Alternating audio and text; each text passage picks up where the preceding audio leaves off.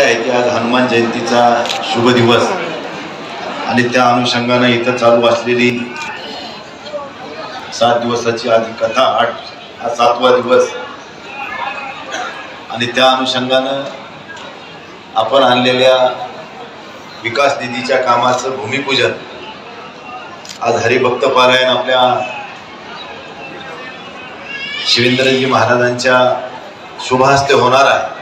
आपल्या सगळ्यांचं सौभाग्य आहे की साधू संत येती घरा तोची दिवाळी दसरा म्हणल्याप्रमाणे आज आपल्या ठिकाणी या कामाचा शुभारंभ होतोय। आपल्यासाठी भाग्याचा दिवस आहे। भाग्याचं दिन झाले संत दर्शन। या कामामध्ये जवळजवळ महाराज आपण सुरुवातीला रस्ता केला त्यावेळेसही काही पैसे नाही, म्हणजे 7 कोटी रुपये आतापर्यंत आपण या यशवाडी संस्थांवर आपण खर्च केला। कारण रस्त्याची खूप वाईट अवस्था होती।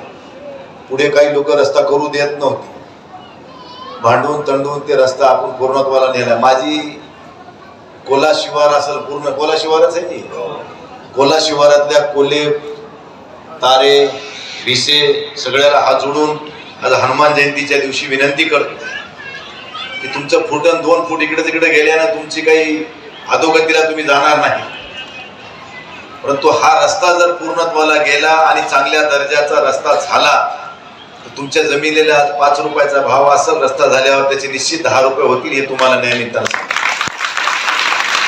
पण लोक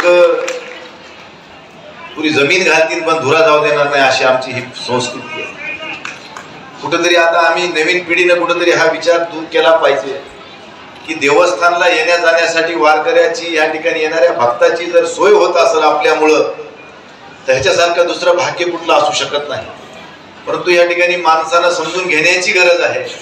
आणि हे संस्थान काही कोणाची प्रायव्हेट प्रॉपर्टी नाही। तुमचा रस्ता काही तुमच्या भावकीला द्यायचा नाही, तुमच्या काही भाववाढ हिस्सा वाटा द्यायचा नाही, काही संबंध नाही। मंदिर संस्थांसाठी हे रस्ता व्हायला लागला, इथून लाखो भाविक येतील जातील, त्याच्यासाठी आपण उदार अंतकरणानं म्हणलं पाहिजे 2 फूट माझ्याकडे जाऊ दे, काय हरकत, रस्ता मोठा कर। कारण 2 वाहनं ऑटोमॅटिक इकडून जाणार आहे का तिकडून येणार आहे एवढं तरी किमान 5 झालं पाहिजे।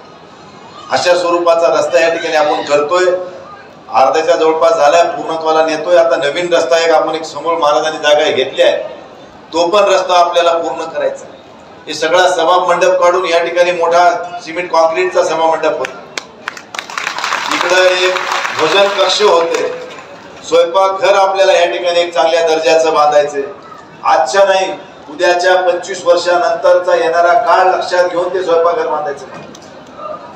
त्यामुळे ह्या ठिकाणी येणाऱ्या भक्ताला कुठलीही गैरसोय होऊ नये। कारण इथं काय होते, कथा ऐकायला आम्ही इथंच, कथा संपली की इथंच सगळे आजूबाजूला सरतात की लगेच पंगत इथंच, आणि या ठिकाणी मग येणाऱ्या काही भक्तांना उन्हात अनात बसावं लागतं। ही गैरसोय दूर करण्यासाठी आम्ही या ठिकाणी या सगळ्या निधीचा उपयोग करण्याचा मानस ठेवलेला आहे।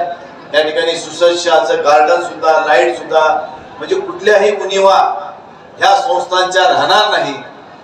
भक्त निवासासोबत महाराज एक मोठं एक शौचालय बांधू सार्वजनिक, जेणेकरून कोणाला इकडे तिकडे जाता येवायची गरज पडली नाही पाहिजे। एक पुरुषासाठी आणि एक महिलांसाठी 2 शौचालय, चांगल्या सार्वजनिक शौचालयासारखे मोठे शौचालय या ठिकाणी जर झाले तर इतरत्र घाण होणार नाही आणि चांगल्या संस्थांना आपल्याला या जिल्ह्यामध्ये हे संस्थान चांगल्या प्रकारचं नावारूपाला आणायचं, हे आपल्याला आवर्जून सांगतो। महाराज या यशवाडी सोबतच मी दैठणा देवस्थानला सुद्धा 5 कोटी रुपयाचे निधी दिला आहे, त्याचं सुद्धा भूमिपूजन आता 2-4 दिवसात होणार आहे। मी इंद्रायणीच्या माळावर सुद्धा 5 कोटी रुपये दिले।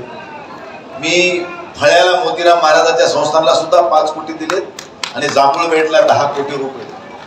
अशा स्वरूपाचा निधी आपण पर्यटनाच्या माध्यमातून, त्यावेळेस पर्यटन मंत्री आदित्य ठाकरे होते त्यांच्या काळामध्ये आणले, आणि आता रुडीला सुद्धा मनीष महाराजाला दरवेळेस ते सभा मंडप टाकावं लागायचं पडद्याचा, ते आता पडद्याचा मंडप टाकायचं त्यांचं दूर केलंय। त्यांना त्या ठिकाणी आपण पत्र्याच्या शेडमध्ये डोम टाईप आपण त्या ठिकाणी करून दिलंय।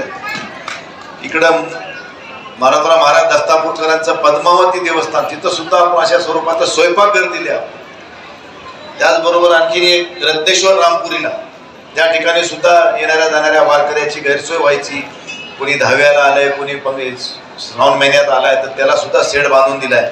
म्हणजे जेवढे काही तीर्थक्षेत्र आपल्या जिल्ह्यामध्ये आहेत त्या सगळ्या तीर्थक्षेत्रावर चांगल्या सुविधा प्राप्त व्हाव्यात, मी भोगावच्या देवीलाही केलाय।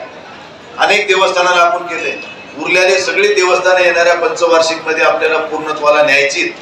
आता मी काही आणखीनही मान्यता आणल्यात, पण आता मी जाहीर करीत नाही तर पुन्हा आणखीन आता आम्ही विरोधात पुन्हा व्हायचं लपड काही, म्हणून ते पदरात पडल्यावर मग त्याच्या बाबतीत बोलू, आता काय बोलून उपयोग नाही. त्यामुळं आज या निमित्तानं आज हनुमान जयंतीच्या सगळ्यांना खूप खूप शुभेच्छा देतो. महाराज ज्या पद्धतीने या ठिकाणी सेवा करतात त्याचं आपण मोल कशात करू शकत नाही. म्हणून महाराजांना नेहमी आपण सहकार्य करण्याची भावना उराशी बाळगली पाहिजे आणि आपण या ठिकाणी उदार अंतकरणाऱ्या या देवस्थानच्या विकासासाठी सगळ्यांनी पुढाकार घेतला पाहिजे. ही आपल्या जिल्ह्याची शान आहे. यशवाडी देवस्थान म्हणजे आज आपल्या कमी कालावधीमध्ये प्रसिद्धीला आलेलं, सगळ्याला प्रत्यय आलेला आहे की हा देव पावतो अशी धारणा ह्या ठिकाणी येणाऱ्या प्रत्येक भक्ताची झालेली आहे. म्हणून कमी कालावधीमध्ये आज आपलं हे यशवाडी देवस्थान खूप मोठ्या प्रमाणात नावारूपाला आले. आपल्या जिल्ह्यातच नाही तर बाहेरच्या जिल्ह्यात सुद्धा याची प्रचिती मोठ्या प्रमाणात झालेली आहे.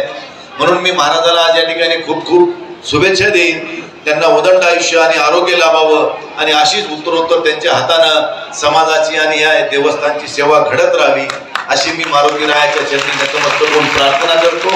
पुन्हा महाराजाला विनंती करतो की ह्या कामाचा शुभारंभ तुमच्या हस्ते व्हावा. आम्ही तर रोज कुठे बी आहेतच, पण आज आम्हाला तुमच्या रूपानं आम्हाला या ठिकाणी उद्घाटन करायचे. आज आमचं भाग्य आहे की या ठिकाणी यशवाडीच्या महाराजांच्या शुभ हस्ते या सर्व कामांचा एकत्रित शुभारंभ आज या ठिकाणी होईल आणि त्यानंतर महाराज सांगतील त्याप्रमाणे पुढची दिशा ठरेल. एवढंच या निमित्तानं सांगतो. मला या ठिकाणी एक चांगली सेवा करण्याची संधी समाजानं दिली त्याबद्दल मी आयुष्यभर समाजाचा ऋणी आहे आणि माझ्या पक्षाचा ऋणी आहे. एवढंच आपल्याला या ठिकाणी सांगतो आणि थांबतो. धन्यवाद.